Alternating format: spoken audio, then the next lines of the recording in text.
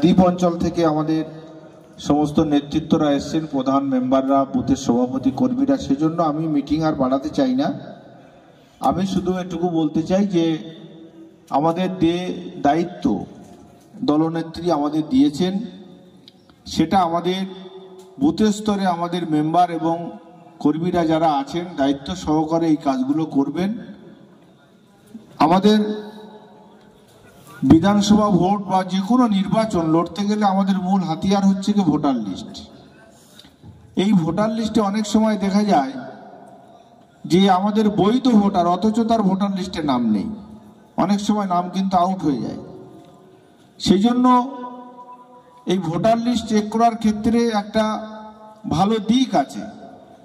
এই 2025 জানুয়ারিতে voter list, নতুন ভোটার লিস্ট পাবলিশ হয়েছে। সেই ভোটার তালিকায় আপনার নাম আছে কিনা বা আপনার বুথের সমস্ত ভোটারের নাম আছে কিনা সেগুলো আপনারা সমস্ত মানুষকে জানিয়ে সেগুলো দেখে নিতে বলুন, তাদের নাম আছে কিনা। যদি না থাকে তাহলে তাদের নাম পুনরায় তুলতে হবে। এরকম কিন্তু বহু ক্ষেত্রে হয় যে অনেক বৈধ ভোটার তার নাম বাদ গেছে। ঠিক সঙ্গে সঙ্গে অবৈধ ভোটার কোনো কিছু যদি বাইরের থেকে, যে কথাগুলো আমরা প্রথম থেকে বা আমাদের অন্যান্য বক্তারা যেগুলো বলে আসছেন সেগুলো লক্ষ্য রাখা। যদি সেরকম কিছু থাকে তাহলে সেই নামগুলো কাটানোর জন্য আমাদের যথাযথ ব্যবস্থা নিতে হবে। বুথে যারা বিএলও আছে তাদের সঙ্গে কথা বলে অবজেকশন দিয়ে সেই নামগুলো কাটানোর ব্যবস্থা করতে হবে। যাই হোক, আমাদের সমস্ত নেতৃত্বরা এই বিষয়ের উপরে দীর্ঘ বক্তব্য রেখেছেন। আমি শুধু এটুকু বলতে চাই, 2026 নির্বাচন, মনে করুন 1 বছর আছে সময়, কিন্তু এই 1 বছরের মধ্যে আমাদের এই পবিত্র রমজান মাস শুরু হবে আগামীকাল থেকে। আজ ভোরে সেহরি, তারপরে আমাদের বর্ষাকাল পড়বে। বর্ষাকালেও সঠিকভাবে আমরা মিটিং মিছিল করতে পারবো না, জনসংযোগ করতে পারবো না। তারপরে আমাদের পুজোর মরশুম আছে, ওখানেও মাস 2 কেটে যাবে। তো সর্বক্ষেত্রে হিসেব করে দেখলে আমরা সর্বমোট 4 থেকে 5 মাস সময় পেতে পারি আমাদের মিটিং মিছিল প্রচারের জন্য। সব ক্ষেত্রে আমি একটাই কথা বলি, বুথ, অঞ্চল, ব্লক, সমস্ত ক্ষেত্রে যে স্তরের যারা নেতৃত্বরা এখানে আছেন সকলের কাছে আমার অনুরোধ যে আপনারা বুথ স্তরে ভোটার লিস্টের সঙ্গে সঙ্গে জনসংযোগের কাজ শুরু করুন। এবং আমাদের দিদির যে আবাস যোজনার যে ঘর সবাইকে দিয়েছে, অনেক মানুষ টাকা পেয়েছে, আরও আস্তে আস্তে সবাই পাবে।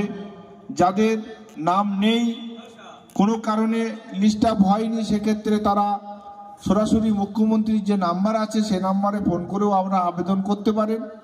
এইগুলো সবের উপরে পরামর্শ দিয়ে আমাদের বুথ স্তরে জনসংযোগের কাজে নেমে পড়তে হবে। মনে রাখবেন, আমাদের মধ্যে দ্বিধাদ্বন্দ্ব যাই থাক, নির্বাচন কিন্তু আমাদের সকলের করতে হবে, যারা আমাদের সাংগঠনিক দায়িত্ব আমাদের ঘাড়ে আছে।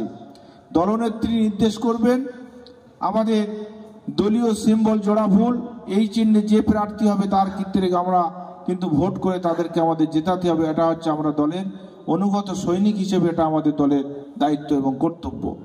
অতএব সেক্ষেত্রে বুথ স্তরে আমাদের সকলে সাংগঠনিকভাবে বুথ মজবুত রাখতে হবে। কর্মীদের ঐক্যবদ্ধ রাখুন, একসঙ্গে থাকুন, একতাই হচ্ছে বল। একসঙ্গে আমরা টোটাল এই মঞ্চে যারা আছি আমরা একসঙ্গে আগামী দিনে বিধানসভা নির্বাচনে সন্দেশখালী 1 ব্লক থেকে প্রচুর ভোটে লিড দেওয়ার জন্য এই মঞ্চে যারা আমরা বসে আছি আমরাই যথেষ্ট বলে আমরা মনে করি। সেজন্য আপনাদের সহযোগিতা, আপনাদের দোয়া, আপনাদের আশীর্বাদ প্রয়োজন। সেজন্য আমি বলতে চাই যে আপনারা সকলে কাঁধে কাঁধ মিলিয়ে আমরা ঐক্যবদ্ধভাবে সমস্ত স্তরে আমরা সাংগঠনিক কাজ আমরা এখন থেকে শুরু করে দেব, যাতে আমরা 2026 বিধানসভা